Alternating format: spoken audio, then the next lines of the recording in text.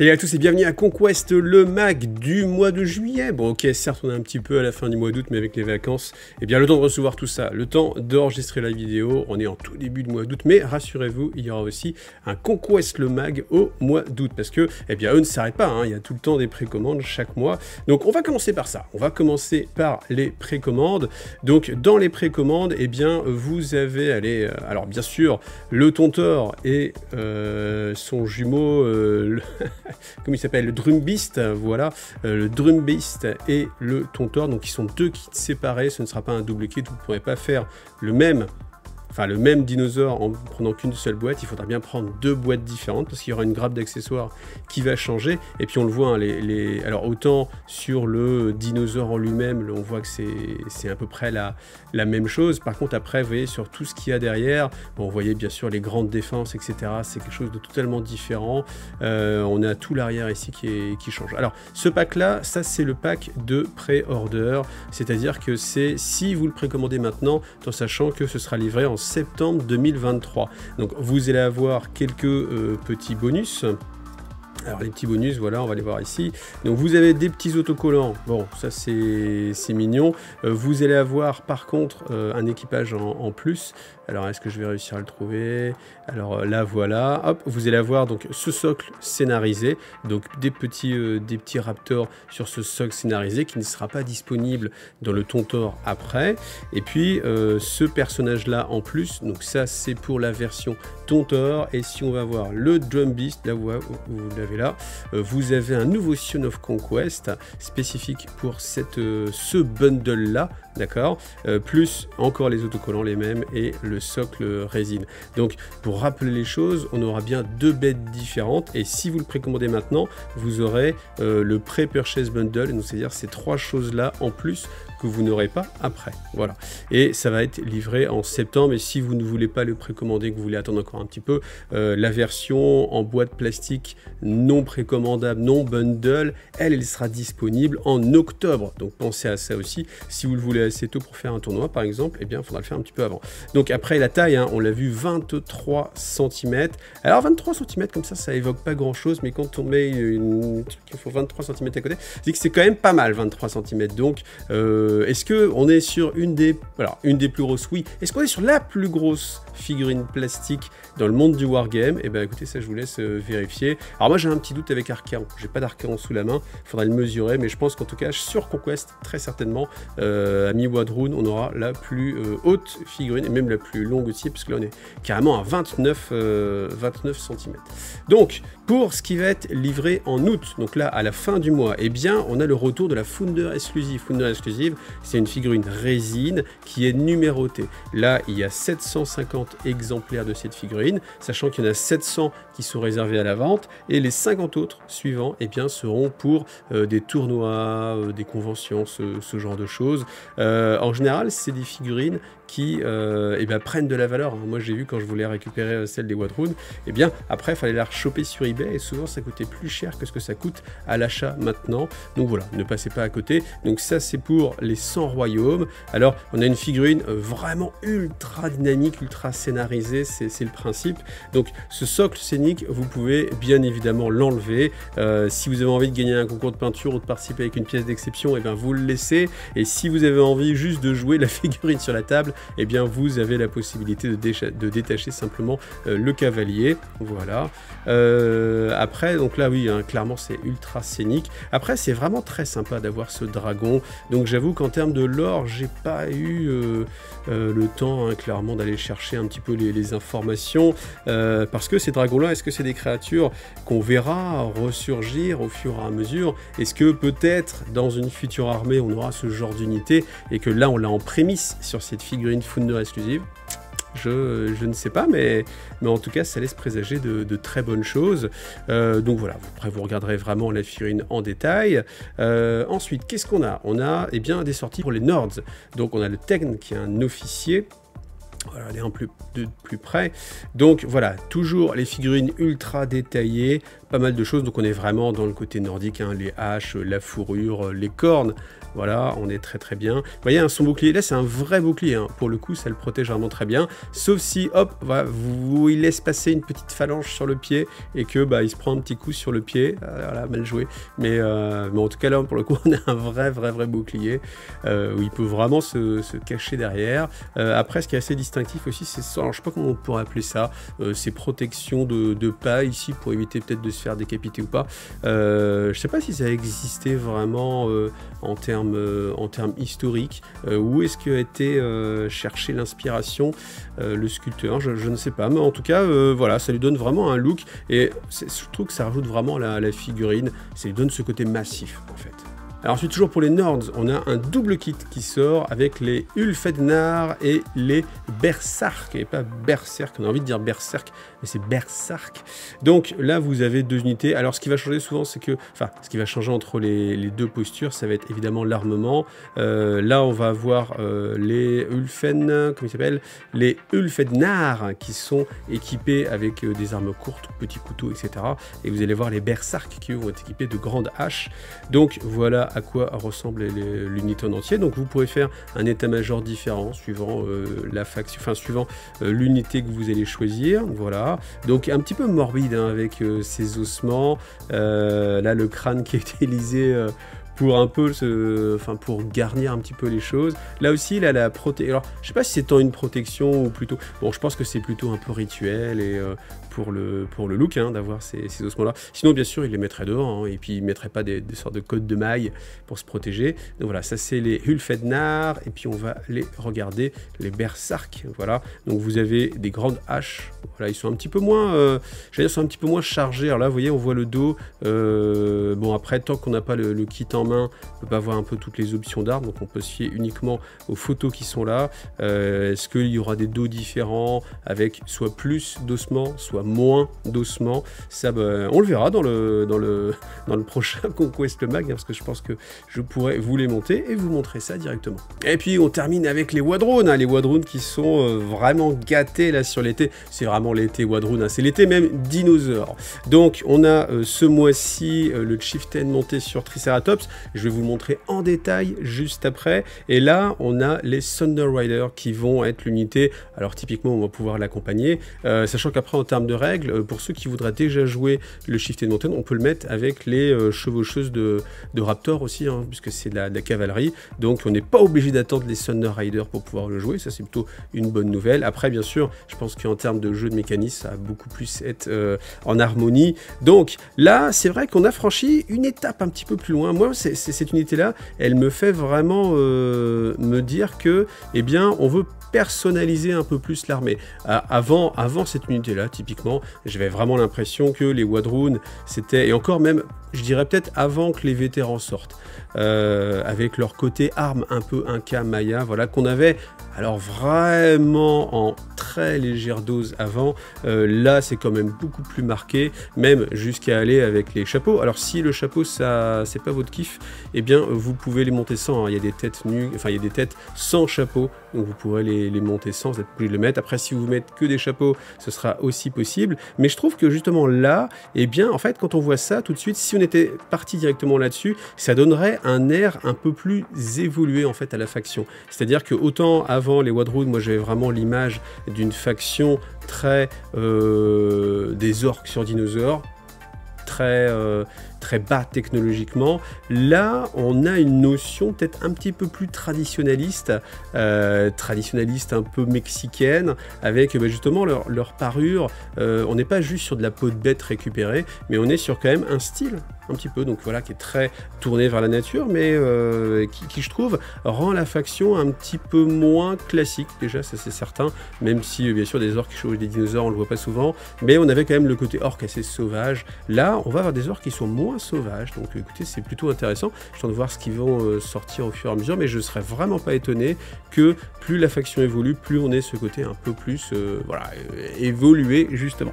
Alors après, bien sûr, on a 3 Triceratops encore un petit peu différents, assez dynamique, hein. Là je pense que ça va être la grosse cavalerie bien lourde, donc on verra si les règles évolueront le temps que ça change, parce que des fois c'est ça en fait, au fur et à mesure les règles peuvent évoluer, en tout cas on en reparlera sans doute bientôt, et puis qui sait un jour, hein, étant donné que je joue à drone, il y a de fortes chances qu'un jour vous ayez un petit rapport de bataille avec une charge de Triceratops, voilà, enfin j'espère en tout cas.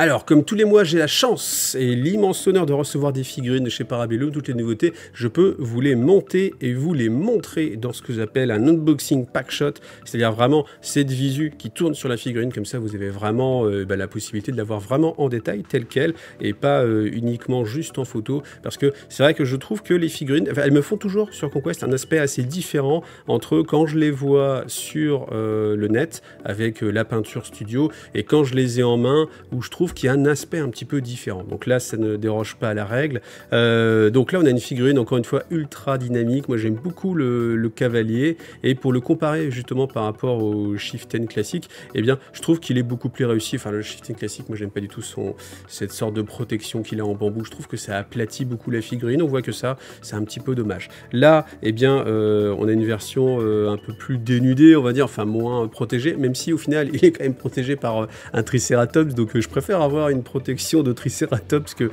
juste quelques bambous. Le Triceratops en lui-même, je trouve vraiment très réussi, avec beaucoup de petits détails qui viennent habiller en fait la bestiole. Et par rapport au Thunder Rider qu'on a vu juste avant, eh bien on a justement ce côté un peu plus comment dire, on va dire, c'est le chef quoi, vous voyez, parce que c'est vrai que si on met l'unité, cette unité là au sein des Thunder Rider, si les trois Triceratops, bah, du coup les Quadriceratops ont la même tête, bon voilà, là il en faut un qui soit un petit peu le chef, donc ça c'est avec tous les ossements, ce genre de choses.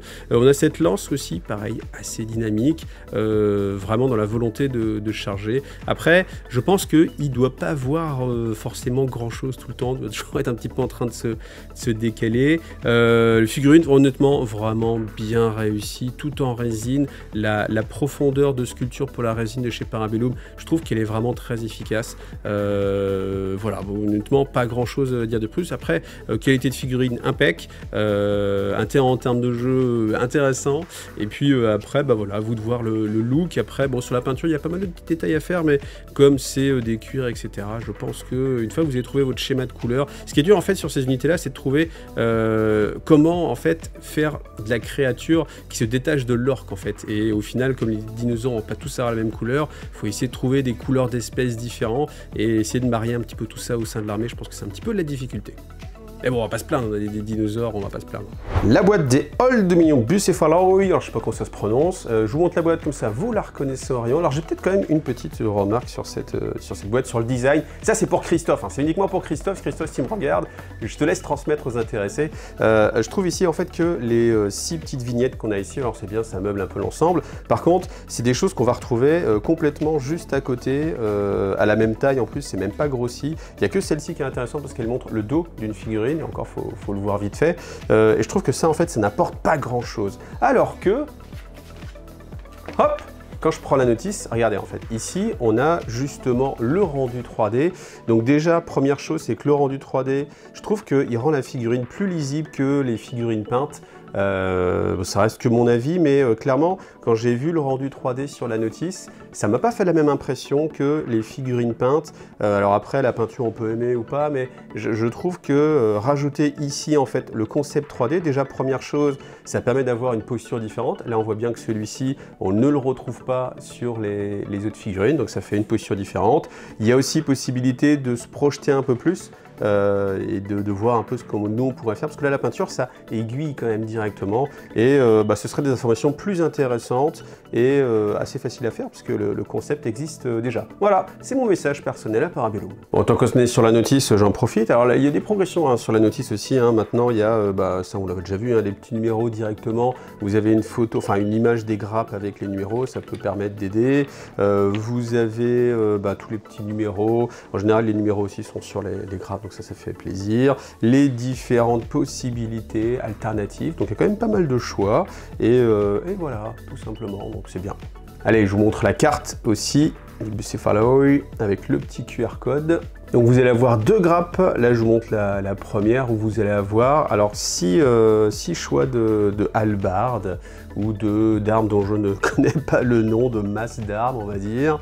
Donc ça fait 6 choix différents, comme ça vous pouvez en monter jusqu'à 6 différents si vous voulez faire 2 unités. Au niveau de la sculpture, c'est plutôt pas mal du tout, hein. C'est bien défini. Vous voyez ici quand on voit tout ça, les petites arabesques ici, elles sont bien marquées. Ça c'est, moi j'aime beaucoup hein, quand vous peignez comme ça le lavis ou quand vous faites du contraste, encore une fois, ça va bien marquer l'angle, donc ça c'est bien. Et par rapport à d'autres sculptures que j'ai pu voir récemment, là on est quand même plutôt, je n'ai jamais trouvé le mot, mais plutôt anguleux, plutôt bien marqué, bien défini, incisif on va dire, alors que parfois on a des sculptures qui, même dans les mêmes époques, chez Parabellum, sont un petit peu plus onctueuses, c'est-à-dire un petit peu plus rondes, et moi je trouve un peu moins agréable pour moi, mais bon, ça encore une fois c'est mon appréciation. Je monte la deuxième grappe.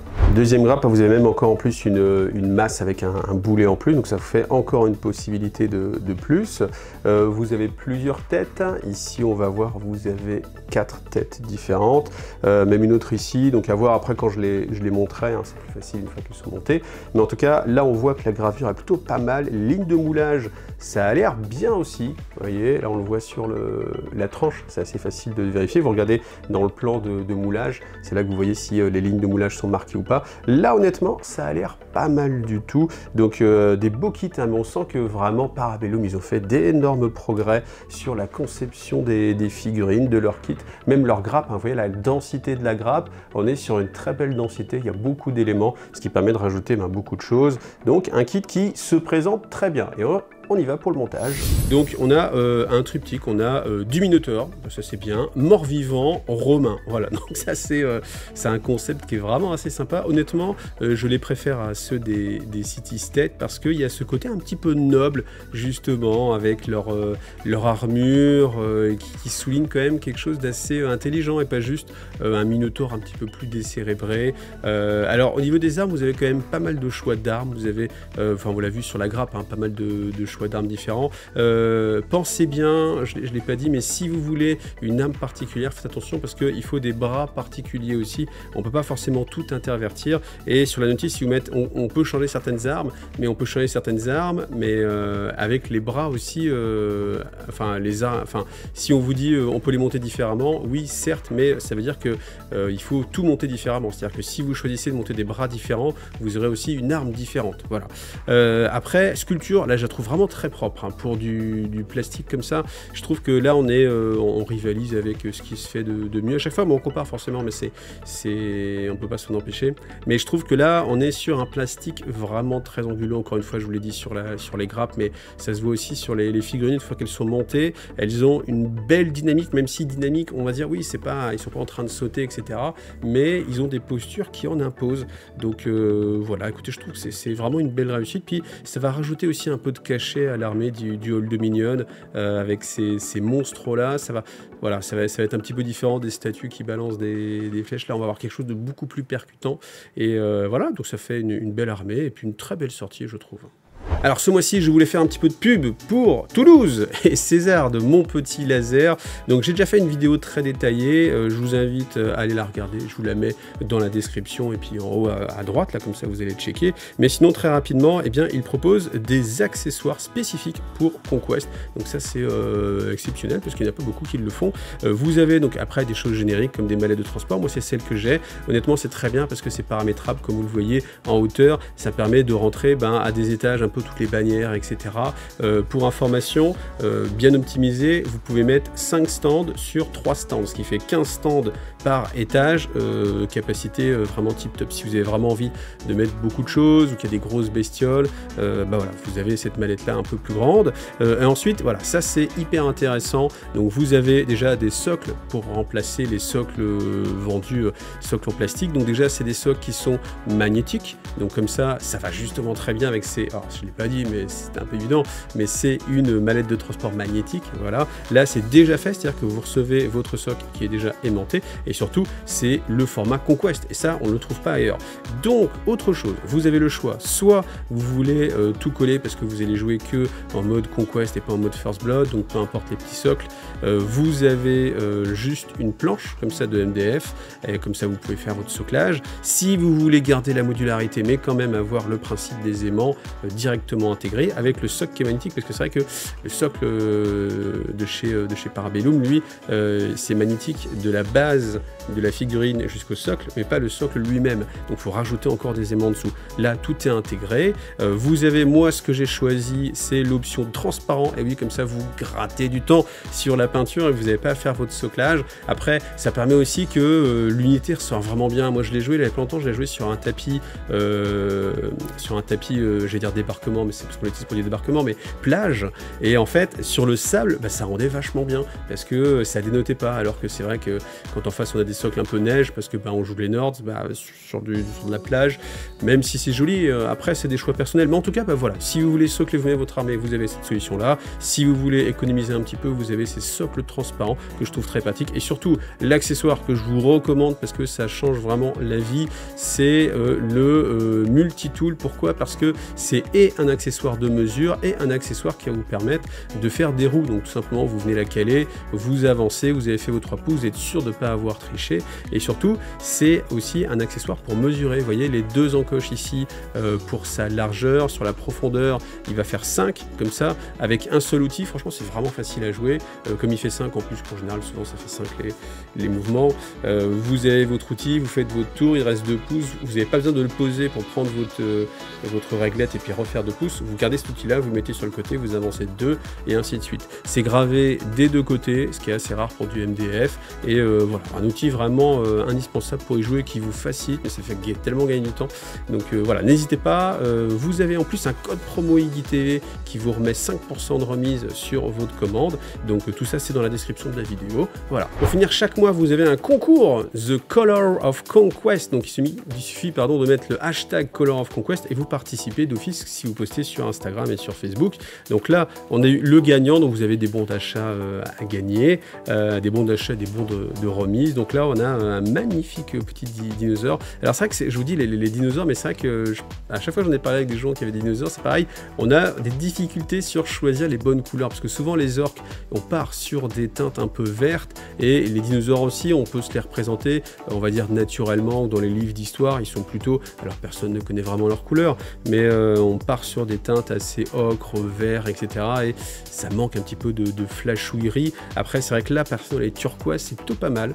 Voilà, donc là ensuite vous avez le nouveau aussi Chieftain qui est monté, donc comme ça vous donne aussi des idées. C'est pas mal, partir aussi dans des violets, rouges comme ça. Moi je pense que je vais essayer de partir dans des oranges aussi, avec le bas du corps en 2 teintes, avec peut-être des zébrures, des taches, etc. Alors ce qui manque peut-être un petit peu sur cette figurine, c'est un petit peu le socle, hein. Du socle, on aurait pu travailler un peu plus le socle, ça fait un peu à l'ancienne. Là, très joli fondu pour ce personnage City State. Voilà, je vous montrerai tout, hein, comme ça c'est assez sympa, ça vous inspire. Là aussi, je trouvais ça intéressant de mettre du violet. C'est pas une couleur qu'on voit forcément beaucoup, mais c'est une couleur qui peut être assez originale. Quand vous cherchez justement, des fois c'est un peu le problème, on a beaucoup d'armées, beaucoup de factions, et puis bah, on sait pas forcément dans quoi partir dans les couleurs. Typiquement, on adore le bleu, on met du bleu partout, puis bah, des fois on dit bah, j'ai envie de faire autre chose que du bleu, et pourtant le bleu ça se marierait bien, c'est une tellement belle couleur. Là on a, alors ce géant, j'avoue qu'il aurait mérité aussi hein, d'avoir un prix, parce que là, vous voyez, typiquement, dès qu'on a un socle qui en voit plus, bah c'est beau quand même. Donc là, c'est vraiment très très très beau. Je sais pas pourquoi il m'a fait penser à la Dame du Lac. Peut-être c'est le côté roux sur la barbe. J'imagine que c'est ça. Donc là aussi, les nouveautés pour les nains, voilà.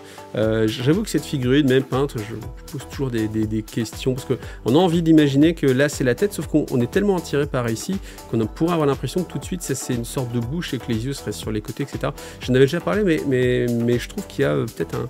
Mais c'est ce qui fait son originalité, hein, c'est ce qui fait que vous allez l'aimer, une sorte de difficulté de lecture hein, sur cette figurine. Ensuite, bon là voilà du plus classique, mais du très bien peint, avec cet officier. Là, a Conquest à nouveau, alors le socle scénique, voilà, Hurlas, service de peinture, tac, français en plus, donc voilà, du Nords comme il faut, donc plutôt aussi assez réussi. Voilà, donc après, c'est vrai que sur les socles scéniques comme ça, après c'est difficile de remettre un état-major, des fois ce genre de choses, les retinues. Je pense qu'un jour, en fait, ils vont sortir tout ce qui est bannière, plus personnel, etc. Et bon, bah voilà, après, faites-vous plaisir, mais pensez-y aussi si c'est vraiment pour du jeu. Et comme il y a des gens qui sont super au taquet, voici aussi les Bucephaloi que je viens de vous présenter, là, en version peinte. Donc, bah, comme ça vous permet de vous inspirer. Je pense que là, on est pas mal dans des peintures un petit peu contraste, pas mal de la vie ici dans les creux, voilà, avec le socle qui va bien, bah, pas mal de textures, donc je trouve que c'est assez sympathique, assez réussi, voilà. Et puis comme je vous dis, si vous avez envie vous aussi de participer, eh bien vous postez directement sur Instagram ou sur Facebook avec hashtag Color of Conquest, il vous explique un petit peu tout ça ici, bon d'achat 40 € ou 25%, ça peut être sympa d'avoir un code 25% pour précommander un tonteur, c'est pas, ça fait quand même une grosse remise, voire même ça fait une plus grosse remise qu'un bon d'achat de 40 €. Hein. Donc j'imagine le gars, ouais 40 €, ouais c'est sympa, mais je préférerais plutôt avoir une remise de 25% pour me prendre mon tonteur.